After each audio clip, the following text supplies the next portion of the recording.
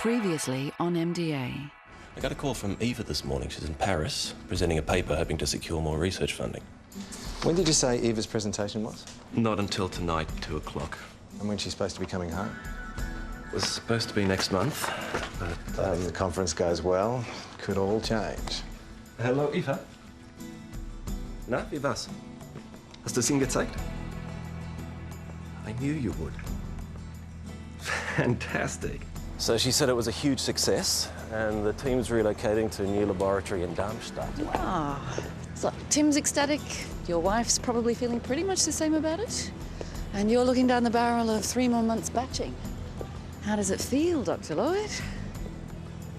I'll be the same as the last 3 months. And the 3 before that. Sucks? Yeah, that about sums it up.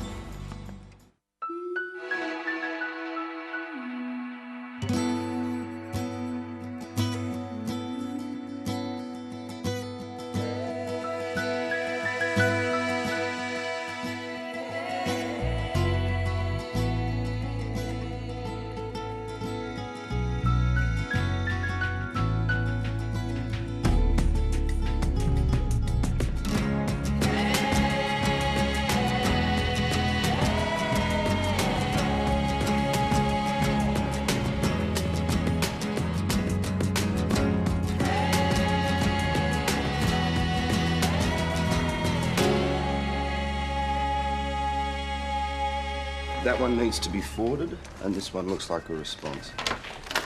Excuse me? Hello? Hi, I'm Fran Griffin. You must be Richard. I'm sorry, is there something I should know? Don't know if I can help you there, Richard. What are you doing here? Didn't Ian Pittman tell you? Tell me what. I'm your locum for the next few weeks. Right. I'm not planning on taking anyone on just yet. Hey, he said that'd be your reaction. Well, then he was right. They need me downstairs for a couple of hours, then I'm all yours, metaphorically speaking. Ian says you're taking instructions on that meningococcal death later on, so I'll try and get back for that.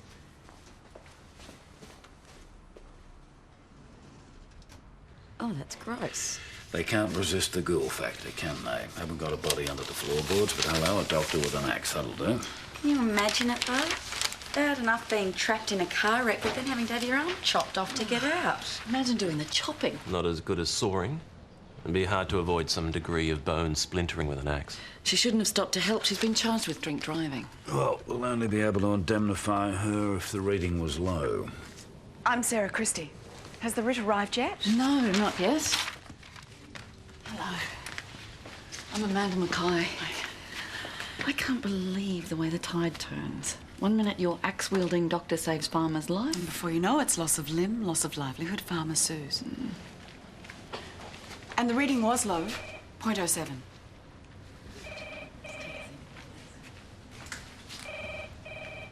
So it sounds like you run the place, Doug. The CFA, the Farmers Association, Rotary. Plenty of others do as much. Making a bit of a fuss of me back home. So, there were no other cars involved. You hit the dirt, you ran off the road, you hit a tree. That's about it. Right. You were trapped under the wreckage. Yeah, or the right side. I sort of worked myself free, except for the arm. And Dr. Christie arrived how long after the crash? Must have been pretty soon after. 5, 10 minutes? Dunno. 5, maybe. 5. Do you remember much of what she said to you? Well, she told me she was a doctor, and she told me she'd call the ambulance. So was there a fire at this stage? Well, there must have been. I mean, I could smell smoke. And there was a strong smell of petrol, and the fire had already started. Okay, what shape was the guy in? The weight of the vehicle was on his arm. The arm was sort of twisted into the crushed metal of the cabin. From what I could see, it was a mess. Okay, so you were looking at, what, multiple fractures of the ulnar and radius, shocking soft tissue damage? The main thing worrying me, apart from being blown up, was his blood loss. A torn brachial artery. He only had a couple of minutes more blood left to pump out. How was his colour? White as a sheet. And the fire was building. I knew that neither of us would get out if the petrol tank exploded. Where was the axe?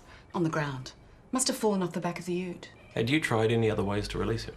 If you're asking was it our last resort procedure, yes, of course it was.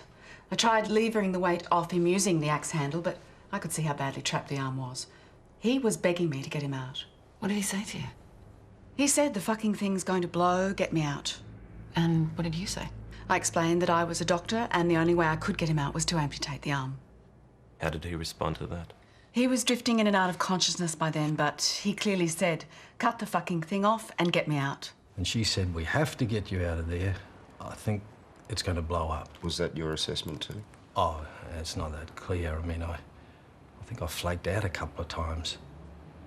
I mean, I know I wanted to get out of there, but I never wanted to lose my arm. You know, we've managed to hang on right through the drought, just.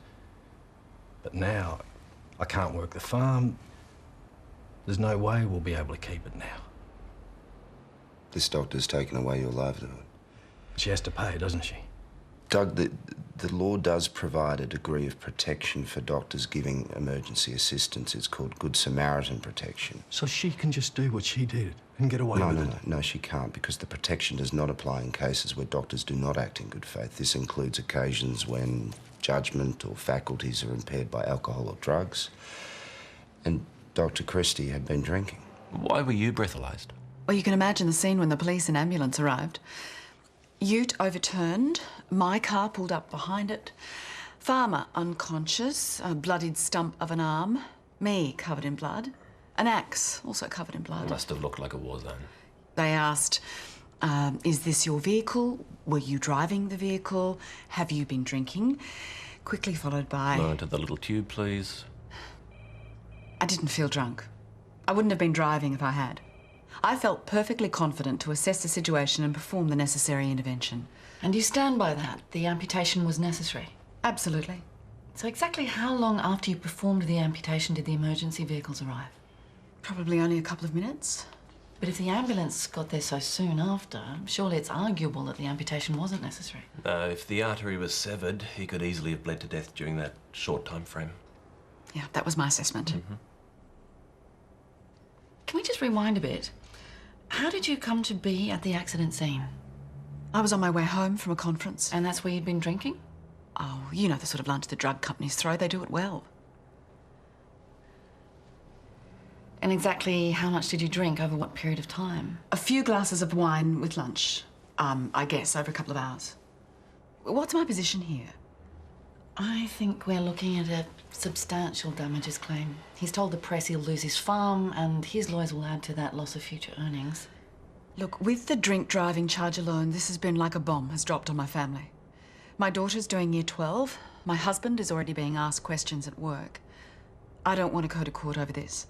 I did the right thing. I just want this settled as quickly as possible. All I'm saying is, if Sarah Christie hadn't been drinking, she'd have nothing to worry about. So, what? Doctors can't drink, ever? Because how can you possibly know when you're going to run into someone who needs help? It's more a matter of don't stop and help someone if you're drunk. Except that one man's drunk is another man's sober. I smell cake. Thank you. Legally, we're looking at a number, a blood alcohol reading. She said she didn't feel drunk. I believe her. Let's just have a look at the hospital report, see what it says about her work. Okay, keeping in mind that an amputation in those conditions is going to be a big ask, drunk or sober. But even if she does get a 10 out of 10 for tidy stump work, the question is, did she need to amputate? Which brings it back to judgment. And whether or not it was impaired by alcohol. But if she's so confident, why doesn't she want it to go to court? Why does she think it will hurt her family? She'd make a great witness. Simon was very impressed. But I'm not sure we're on firm enough ground to fight it. We'd want to be defending the Good Samaritan principle if you decide that intervention was warranted. What did Dr. Spring do? Oh, hi, Lexi. Fran. This is Fran. She's going to be working with me on this case. Sorry, got caught up. Yeah, you were telling me about Dr. Spring. I'm sorry. Isn't it all written there? I mean, why are you making me say this all again? I'm just checking to see if there's discrepancies, differences between what you remember and what the doctors say in their statements. She looked at him and then did his temperature again and then moved his head all around and then took all his clothes off and looked all over. Including his nappy?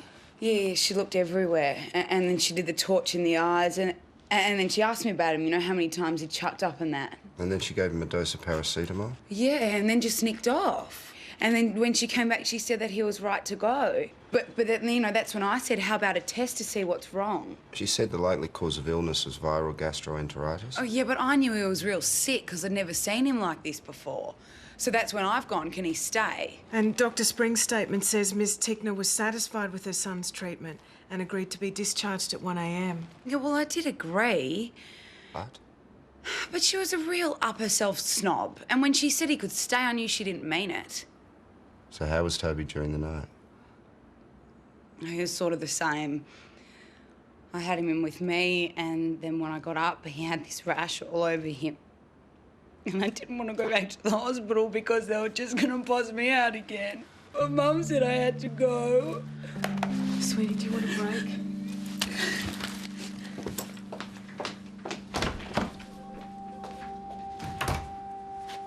Can I see her psych report? He assessed Lexi to be depressed and traumatised as a result of Toby's death. Oh, no wonder. Of course she is. Good, so we've got this, and we've got the medical opinion, which is critical of the doctors. I reckon we're in good shape. Surely there must be some way around this drinking issue. You really liked her, didn't you? She seemed decisive. Capable? Richard's saying it was an unnecessary mutilation. Lawyers. You know, I've yet to be in a crisis situation and hear anybody calling out for a lawyer to help. No, we just come in later and clean up all the shit the doctors leave behind. What's the test she has to satisfy? The standard of care test is that of a sober doctor with, in her case, the skills of a general practitioner, because that's what she is. Right. All right, so just because it was an amputation, there's no expectation that she's suddenly going to have tremendous surgical skills? No. Doctors aren't liable if something goes wrong when they're giving emergency assistance. But Richard will have a field day with that. I think she was very brave. Or foolhardy. She could have just dialed 000 and put her foot on the accelerator. There's no legislation compelling her to stop. Right, well, luckily for that farmer, most doctors don't require legal compulsion to help someone. Now, we don't know yet whether he's lucky or not till we get the reports, you know. I suppose. And when we got back in the morning, they knew then. That's when they diagnosed meningococcal septicemia. Yeah, the doctor looked really worried. And she called someone, and then all these other doctors came pushing in. The intensive care unit. So that was around 9 a.m. Yep. Yeah. I tried to stay with him because he was crying. But there were all these people around, and someone stuck a needle in his little leg. Someone else had a tube down his throat. And he hated needles. That was the last thing my baby knew, more needles. I couldn't even give him a cuddle. Hey, you did everything you could. The intensive care unit, Lexi administered the antibiotics, and Toby didn't respond to the treatment. They said it was too late. You know, I don't want to go back to court. I just want to go to emergency and smash that place up. You know, you wait 2 years and then the coroner reckons no one did anything wrong. But someone must have, otherwise Toby would still be alive, right? We don't need a critical finding from the coroner's court to win a civil action. We reckon the coroner stuffed up. So what happens now? We start again, but in a different court. How does that sound, Lexi? Okay. Why wasn't the critical medical opinion used at the coronial inquest? Didn't get distributed in time. No wonder Lexi gave her old solicitor the flick. I would have made sure the coroner granted an adjournment so that this material could be considered. The most important thing is our expert witness, Therese Pierce, Yeah, is highly regarded. You just wonder how Lexi can bear knowing that if they had have tested Toby straight away and administered antibiotics, he might have had a chance. Fran, I don't know what Ian's told you, but there is not a job for you here, and there won't be. Is that right? Yeah. I'll be maintaining client contact. You can do the legwork on this case. Now, it's possible there might be a position for you somewhere else in the practice. I hear you did some great work on that. Yeah, it's that okay, test Richard. case. You can get your nose out of my ass. I'm not even sure if I'm interested in med-neg. That's a relief. I'm just here for a couple of weeks because Ian says you're busy, so I'm really sorry that got your knickers in a twist. Not even tangled, Fran. Okay, Amanda, look. You're at high altitude. Somewhere above the Pacific Ocean. Am I in an aeroplane or have I sprouted wings? Airplane. Check. May have a heart attack. Oh, right, major bummer. Who should be sitting in first class but a top cardiac surgeon? He's had a couple of glasses of wine with his lunch. Now, do you want him to treat you or not? Can I be in first class too? Fine, you're in first class. You've just gone from first class to in extremis, Amanda. Do you want his help or not? Sure, he can treat me, but I still reserve the right to sue him if he stuffs up. Sorry, but I do make a distinction between a good Samaritan and a good Samaritan who's had a couple. And Richard will too. He's going to be trading on it. Oh, Layla, I was after something warm and round, not cold and square. This just came in from the hospital. Sarah Christie did a very good job. Great. Oh, Jesus. Look at that. So in cramped conditions, you managed to swing the axe at the perfect point for amputation. Achievement enough. Then she dragged the guy clear of the car wreck. Amazon. She staunched the blood flow. Now, it wouldn't have been easy even to see what she was doing. According to this, the soft tissue was just a pulpy mess. Brilliant impromptu use of materials. She tied off the brachial artery using dental floss. A severed artery pumps blood like a garden hose. You know, I'd need a second pair of hands to do that, and I'm a surgeon. She tourniqueted the stump using a shirt sleeve. Oh, it's amazingly good work. Way to go, Sarah.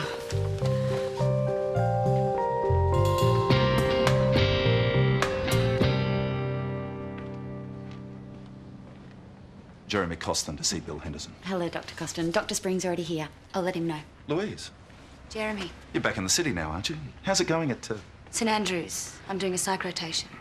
Ah, Dr. Spring, Bill Henderson. Jeremy Costin. Come this way, Dr. Costin. Jamison. After you. Simon, now that you've got the hospital report, can they tell you if the plaintiff was about to bleed to death? No, I've got an expert witness looking at that. Good, because seeing as she'd been drinking, it'd be kind of nice if we could prove that she saved his life twice. Once from incineration and once from bleeding. Yeah. Oh, you think once would be enough? Generally adequate, but the combination of her drinking and the fact that emergency vehicles arrived before the ute exploded really worries me. What's that? That's a conference agenda. You're looking for an excuse for a day off, are you? Okay, according to this, the conference lunch that she went to was still going at the time Sarah Christie arrived at the accident scene. Perhaps she didn't like the menu. Well, it's a long way to go for a better class of sandwich. All depends on who you share it with. He was febrile, vomiting. So you treated the patient with paracetamol? Yes, his temperature went down within the hour, from 39.9 to 36.7. So you then suggested the patient be discharged? That's right. The mother, Lexi Tickner, eventually seemed happy to go. What was she saying? Oh, does he need any tests? Should he stay overnight? To which you answered? No. I checked my provisional diagnosis with Dr. Costin, the emergency physician that night. He agreed with it. It's not like I was unaware of the meningococcal bacteria. It's just that I was thinking horse, not zebra. So you believed the baby had a viral gastroenteritis? Yes. Absolutely correct. This was just another sick baby with an undifferentiated illness until he represented the following morning. Terribly sad case. And you told the mother to come back if the baby's condition deteriorated? Yeah, I did. Richard, come on in. Lexi's got some queries about the writ. I thought I was going to get justice, but this only says about how I'm all depressed and psycho. Lexi, do you remember when you first came here, I told you there was 3 things we need to establish to run a case like yours? Oh, shit, it was all so much I can't remember. Right. The first thing we need to establish was the care given to Toby below a reasonable standard. Were the doctors in fact negligent? Then we have to ask, did the treatment provided or not provided cause an injury? Of course it did. He bloody died. In your case, Lexi, would Toby have survived on the balance of probabilities if he had received different medical treatment? And then we ask, has someone suffered directly as a result of that negligence? Lexi, is any of this making sense to you? Nah. The bottom line, Lexi, is the law doesn't put a dollar value on Toby's life, but what it does recognise is how Toby's death has upset you. And that's why Richard sent you off to the shrink. Now, the shrink reckons you're depressed. No wonder.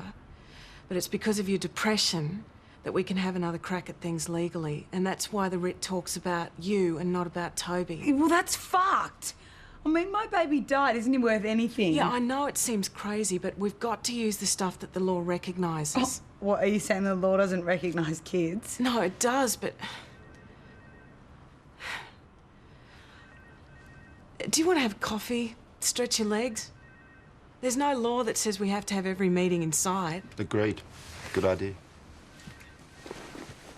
The reason we can't say for sure that you'd win this case if it does go to court is because there are some doctors out there who believe that Toby received good medical treatment.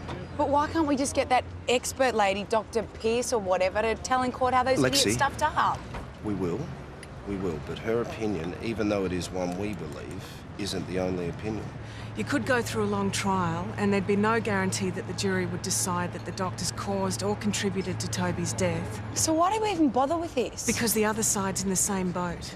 Because the doctors' insurers can't guarantee what a jury would decide either. So when we meet with the doctors' insurers, we're going to act as though we really want to go to court. And you saw the coroner commended our triage and ICU procedures. Of course, by the time Mum came back, baby's condition had deteriorated significantly. What did you observe? Poor little thing. Pulse, temperature, respiration, all in overdrive. He was floppy. Cold extremities. And the rash, extensive, purpuric. He had meningococcal septicemia. Indeed, a particularly aggressive case of this bacterial infection, which is good.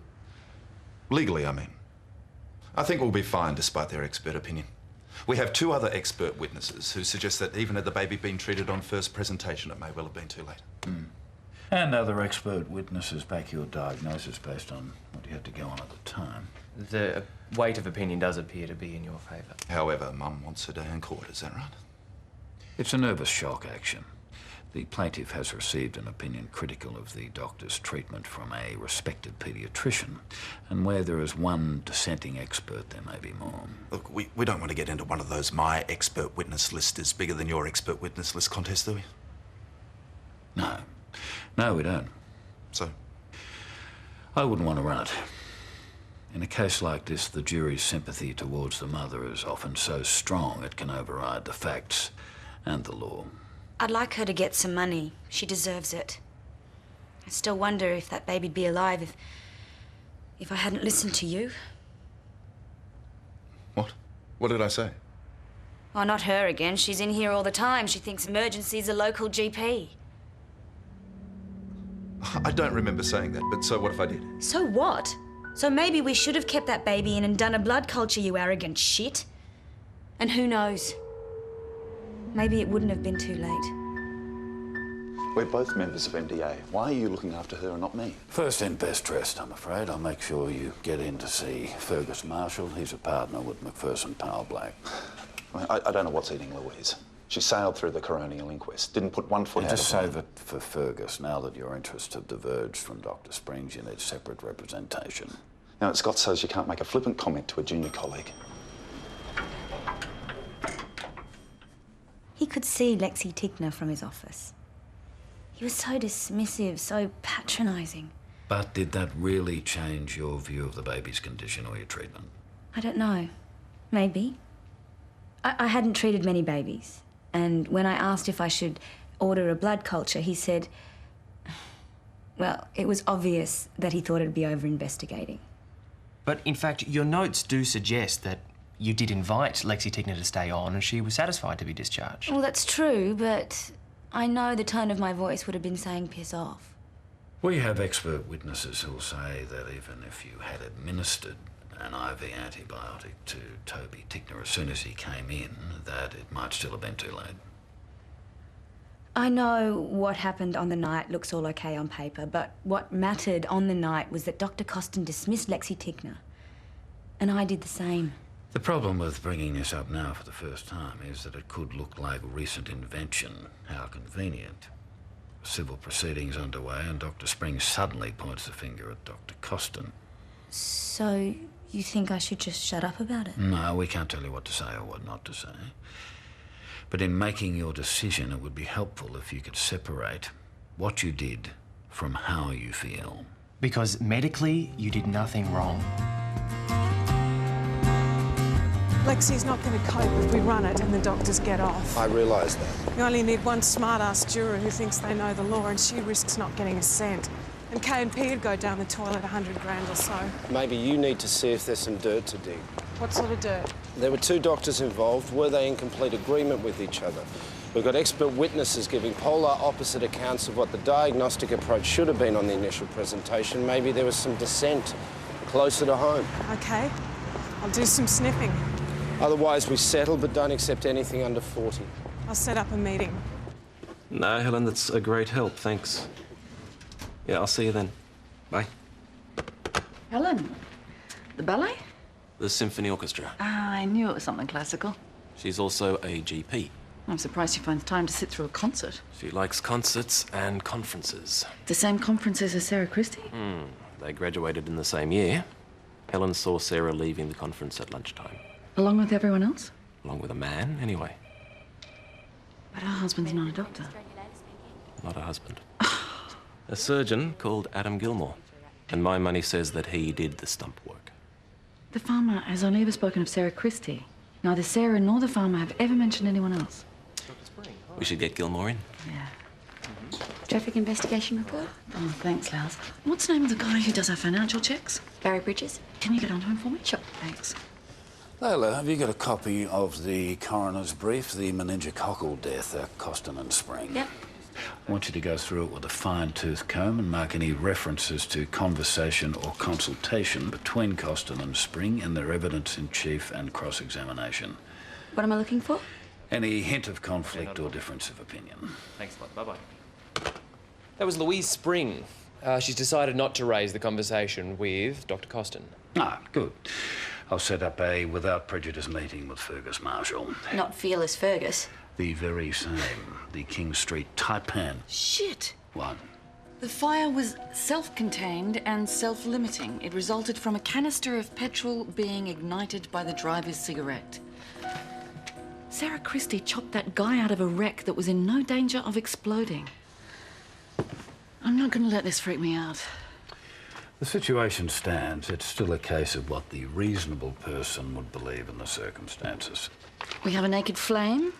We have the smell of petrol. We've got the trapped guy. I'm thinking, get him out. It's going to blow. Simon? Hand me the axe. Jamie? Yep, get him out. Lales, clearly the most reasonable person in the room. I could never do it myself, but I agree with Simon and Jamie. I was a minute or two behind her. By the time I got there, she was already helping the guy. How much of the amputation did you do? No, Sarah did it all. As I was running from my car, I heard the guy screaming to cut the fucking thing off. And by the time I got over to them, he was unconscious and Sarah had already begun the amputation. I helped drag him free and then I assisted her. I knew it had to be a two-person job. How come the farmer didn't see you? I kept back. Sarah was great. Totally in control. But why weren't you there when the police arrived? Sarah insisted I leave. Why? She realized there could be legal consequences and she didn't want to complicate things. How? We're both married to other people. So you'd had lunch together, a few wines? Yeah, we slipped away from the conference to a local winery and then we were on our way to... Dr. Gilmore, we just need to know about the accident. You know, I'm glad you called because Sarah didn't want me to contact you. But you wanted to tell us something. That guy Sarah rescued, he was begging her to cut him out. He was abusing her for taking the time to explain what she'd have to do. So you're offering to make a statement? Oh, yeah, I'll be a witness. I'll do whatever I can to help Sarah and bugger the consequences. Great, so you're a witness to consent being given. Well, why wouldn't you use it? It's good, isn't it? Good? I can't tell you in how many ways this is not good. Try. I thought it was dodgy enough having a pissed Samaritan. And then I find out we've got a pissed, lying Samaritan. If this ever goes to court, there's just really nothing I can do with it. You're not happy? If this gets to trial, she'll either have to perjure herself, to which we can't be party, or she'll have to declare herself a liar. This better get sorted out at mediation. Well, surely the whole thing's not that bad. Ah, Dr. Christie, you lied to the police. You lied to the attending medical officers. You lied to your own lawyers. How are we to believe that you're not lying to this court? Okay, so we can't get anything positive from the Gilmore thing. What about the whole consent issue? It's a red herring. In an emergency situation, it's basically the doctor's call. So what happens when the other side find out about this? They're not going to find out about it. She doesn't have to give sworn evidence at mediation. We'll just work around it, but only if it settles. Lola, have you had time to look at that transcript? Yeah, it's on my desk. There's only the briefest mention of any conversation between Dr. Costin and Dr. Spring. Just, she asked him about a provisional diagnosis and he agreed with it. Nothing else? No. Good work. It's the smallest detail. If there was anything in here to make Savage think he could drive a wedge between Costin and Spring, he'd certainly make the most of it. Better send a red alert to our friend Fergus. Sweetness and light should be the order of the day. It's all bullshit. We'll be denying everything. Spring's the liar, and we'll be bringing up other examples of her lying, and her general lack of stability, and her unsatisfactory performance in the job. Is that all? I've barely got the key in the ignition, Bill. Don't even get me started about the behavioural problems caused by what looks very much like drug abuse. Just a whiff of protesting too much, Fergus. Jeremy Costin's got credibility from here to Christmas. 15 years in the biz. Never been a successful claim against him. And your kid's, what, second year out? Who are you going to believe? Her. Who's the jury going to believe? Her. Guess again, pal. Glad to know you've had your Wheaties this morning, Fergus, but let's just bring it down a notch or two, shall we? Costin and Spring would both be damaged by this if it was a run. However, the reason I asked to meet with you today is that Dr. Spring has examined her conscience, and despite a deeply held belief that your client is indeed an arrogant shit, she's not convinced that his prejudiced dismissal of a patient's mother led to said patient's death. Therefore, she will not be raising this conversation during the course of any civil proceedings. In fact, Fergus, we'd like to hold hands and settle with the bereaved mother. Well, why didn't you say so? I could have redeployed a bit of that energy for golf this arvo. Well, it's good to see you still kickstart the old engine. Mate, it's nothing like a bit of aggro to clear the sinuses. Yeah, well, I'm sure we both agree that bloodshed's best avoided here. It's not a pretty sight to see the two of them at each other's throats. Oh, agreed. OK, so these two are off each other's Chrissy card list, but we can still present a united front. That subject to my client's agreement. I don't think he'll have a problem with that somehow. Drug abuse. Give me a break. Oi! She's in the age group. I thought it would simplify things if Adam just left. It's complicated things. Tell me about it. If my husband or Adam's wife finds out about this. Dr. Gilmore seems quite reconciled to that. What was it he said? Bugger the consequences. That's the one. Idiot. He tells us he's keen to support you whatever way that he can. The only support I need is for him to keep his mouth shut. Look, I just wanted things to stay uncomplicated.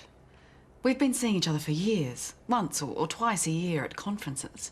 Now everything's going to be a complete mess. Is there any way we can keep Adam out of this? That's our plan. Thank you. Only because it does our case no good that you lied about him being there. I hoped it wouldn't ever get to court. It's not just our call, though. The plaintiff's solicitor might insist that we go to trial. What are the chances of it settling? We really don't know yet. I'm still waiting for an opinion to see how close he was to bleeding to death. Well, that'll back my decision to intervene.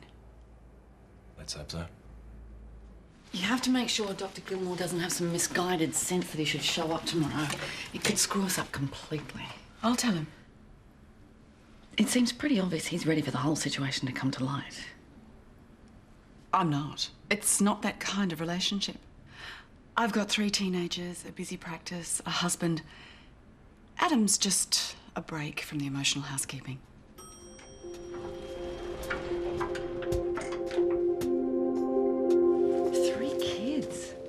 No wonder she's been trying to keep this quiet. Yeah, no, it's all okay as long as no one finds out. Well, that usually is the deal with an affair. So do we have everything we need for tomorrow? I'm still waiting on some financial stuff on the plaintiff, but the way the writ's worded, they'll be going for megabucks, but it's just got to be a try-on. The guy's in a drought relief area and it's a small farm. He'd lost more than 60% of his blood. 2 or 3 minutes max before he would have bled to death. good. Mm-hmm. You hungry? Yeah. You want to grab something to eat? Sure, why not?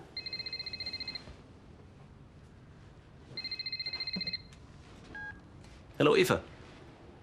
Na, wie geht's dir? Wie ist die neue Wohnung? I'll see you downstairs. Mhm. Na, ich weiß nicht, noch 20 Minuten. Na, hier ist ruhig. What do you feel like eating? Oh, anything. What about you? I don't mind anything. What about this place opposite the watering hole? Mm-hmm. I'm happy anyway. You know, you've got to hand it to Sarah. She created the perfect affair for a busy married doctor with 3 children. Conferences. Very efficient. You can't really believe that. Have you never been swept off your feet, thrown caution to the wind? That's not the point. You either commit to a relationship or you don't. It's pretty simple. What did Eva say to make you so shitty? I'm not shitty. Okay. All right, I'm a little bit shitty. What about? Eva's been offered a grant. Ah, which means more time away? Yeah. We're going on a long holiday when she comes back. It'll be strange being together again. Why? You've been different places. Won't you have to find each other again? You know, the shorthand, the intimacy. We talk every day. There's so much of her life, though, that you haven't been a part of. You know, you probably don't know friends over there or what she had for dinner last night, what clothes she put on this morning, how she wears her hair, the last thing that made her cry. Yeah, you're right. But hey, don't listen to me. I couldn't even stay married with everything contained in 1 square kilometre.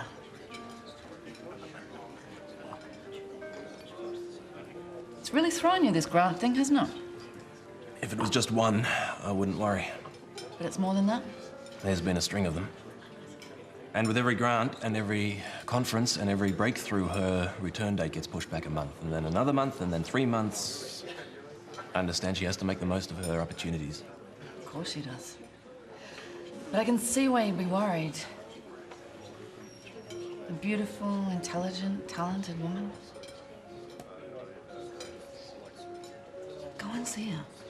She's 10,000 miles away. You don't have to row there. It's just 20 hours on a plane. Take a week off. Sort it out. Set your mind at rest. Bill's gonna love that. Just tell him it's something you have to do. Right?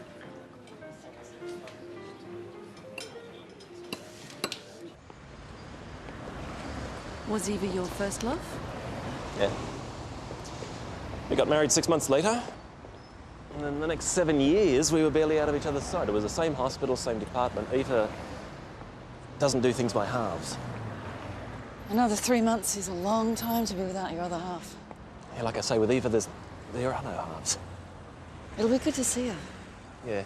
Oh, taxi.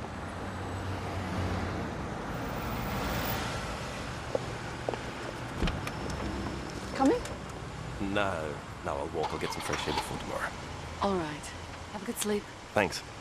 Thanks again. You too.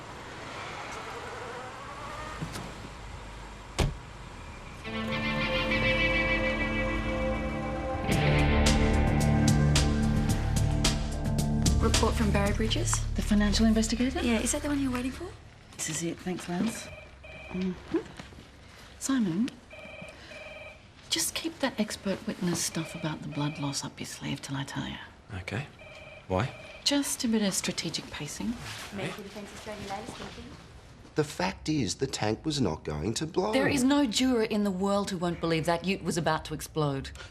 Just as my client believed, just as your client believed. The fact is, the emergency vehicles arrived in time with the necessary tools and expertise to safely remove my client from the wreckage. Dr. Christie assessed this to be a life or death situation, and so did your client. My client was in pain and shock and in no fit state to assess what was going on. Your client was inebriated and also in no fit state to assess what was going on, let alone intervene in such a reckless manner when she'd been drinking. The clearest proof that Dr. Christie was not detrimentally affected by alcohol, despite the reading, is the extremely high standard of work that she performed in an emergency situation. Her hands were steady, her judgment was impaired.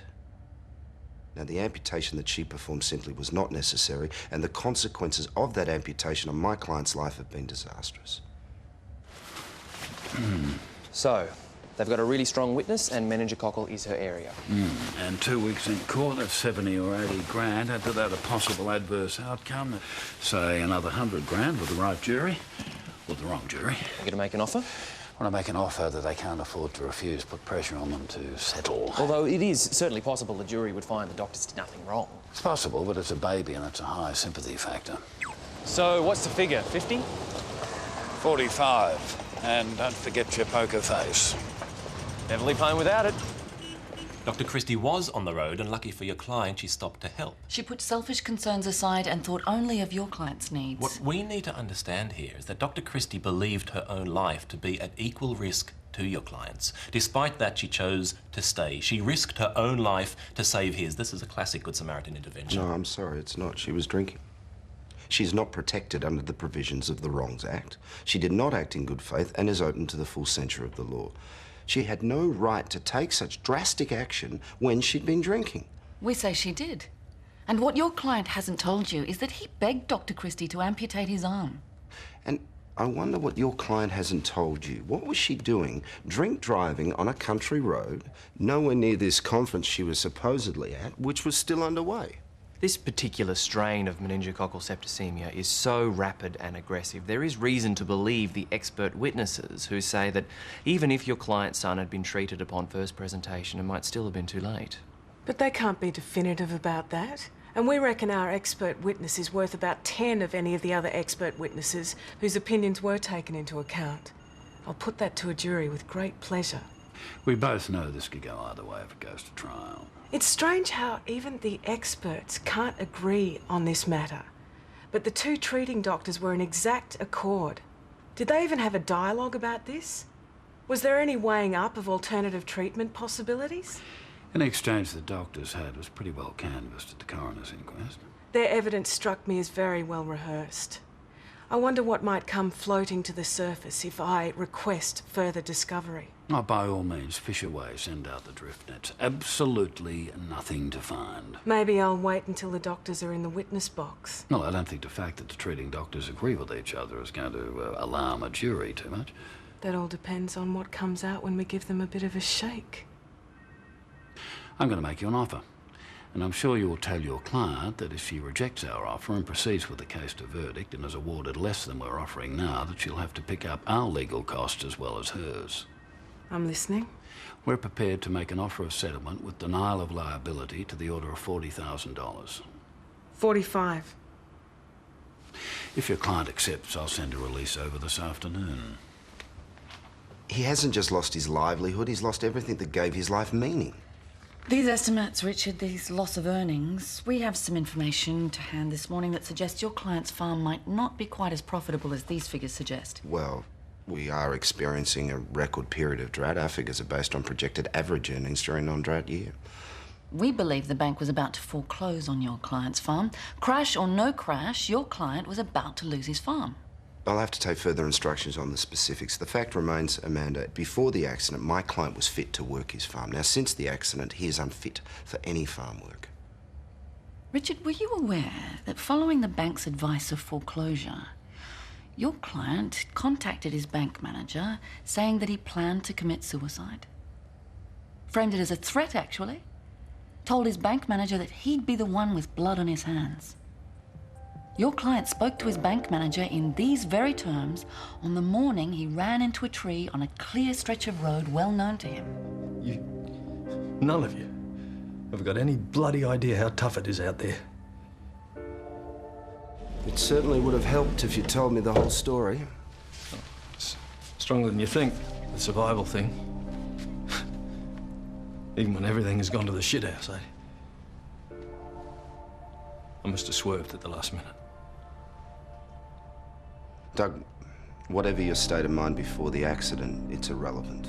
The fact remains is she was drinking, you've lost your arm, and you're unable to work on your property. All it does mean is that the damages will be less.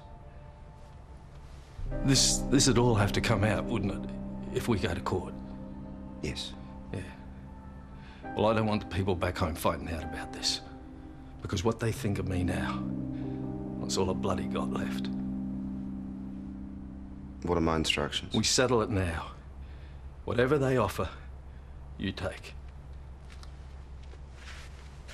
Let's just get it over and done with. Richard knows his client is vulnerable. He's not the only one, is he? No, but just give me one more bite at the apple. Except perhaps in quantum, this changes nothing. Don't agree. We think in the circumstances, this is looking like a cynical grab for a nice big cash injection to save the farm. And we are very happy to take you to court on this one. And we have an intensive care physician who tells us your client would have bled to death before the ambulance arrived, had Dr. Christie not acted the way she did when she did. I don't buy it. She did not need to amputate. She could have tied the arm off. Tank wasn't about to blow. Your client was screaming to Dr. Christie, begging her to get him out. You were frantic, Doug. Don't you remember? Cut the fucking thing off. My client disputes that claim. It's true. Well, we've only got your word for it, haven't we, Dr. The facts Christie? of the case support her version. Richard, you cannot keep avoiding the fact that any reasonable person would have thought, as Dr. Christie did, as your client did, that the tank was about to explode and Mr. Blaine was about to bleed to death. She saved his life, whichever way you look at it. And whether or not he wanted it saved.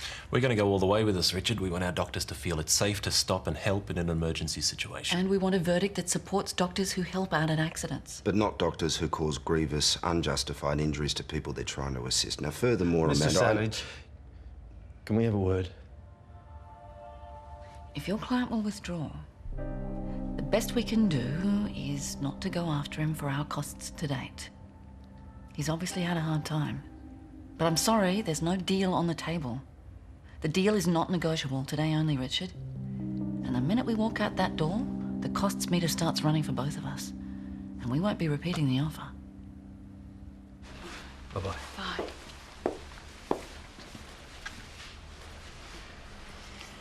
Well, you've certainly got nerves of steel. We needed Richard to think we would keep on fighting. Well, you saved me. I can't tell you what a nightmare it could have been. For us too.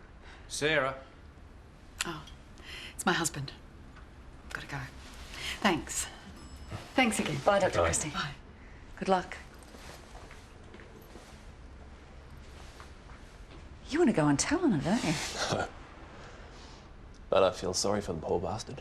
Oh, Simon, your first impression was right. She did a really brave thing. Lather, I need something couriered over to Cato and Pittman pronto. So, how did you go? It's okay. We settled. It helped me a lot talking to you. I don't know how I managed not to talk about it for so long. And I want to say sorry to Lexi Tickner. I don't think I've got the courage to see her face to face, but if I wrote a letter, would you look at it for me?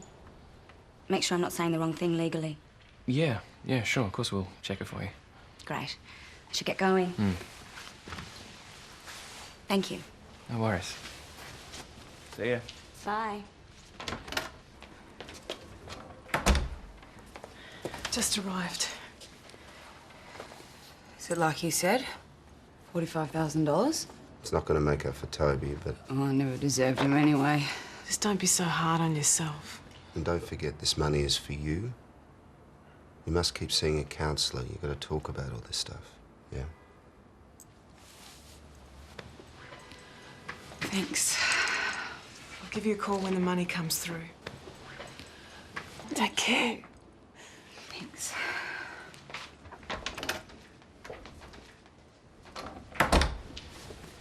The Good Samaritan lives to fight another day. Ah, great. So everybody gets to keep their secrets. Luckily, the bank manager was a blabbermouth. No. Luckily, the plaintiff threatened him on a Saturday outside of office hours, so he spoke to our credit investigator with a clear conscience.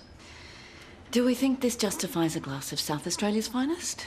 I think so, definitely. Excuse me, Bill, do you have a moment? Yeah, sure. What's up? I need to take a week off. I see. When? From tomorrow. Ah, it's a bit irregular. May I inquire as to the reason? You can call it compassionate leave, if you like. I need to go to Germany to see Eva. So you wish to take time off to sort out your marital affairs? Yes. And if I refuse? I'll have to resign. Glad to see you so accommodating. I've booked the ticket. I leave tomorrow night. And you expect us all to cover for you, obviously. Jamie can look after the med stuff for a week. He's good. No, I'm aware of that. So... You leave me no choice in the matter. Simon, okay. Thank you.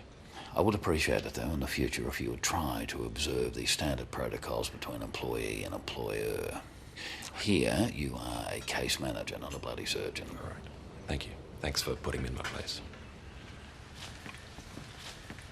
So who's for a glass of Sauvignon Blanc? Not for me. I think I might brave the peak out traffic instead. I'll have one, thank you.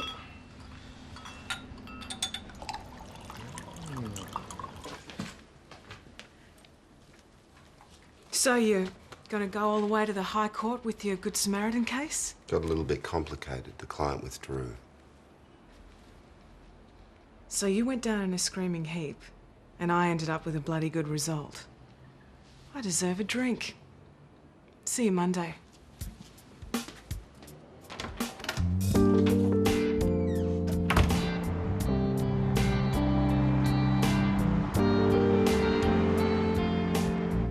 On a scale of 1 to 10, I'd give you a 1 for subtlety. What's wrong with being direct? Direct is one thing, blunt is another. Ah! Oh. Are you all right? No. Well, now, this is tricky. I'd really like to help you. Oh, well, come on. But sadly, I have been drinking, so... Oh, right. Very funny.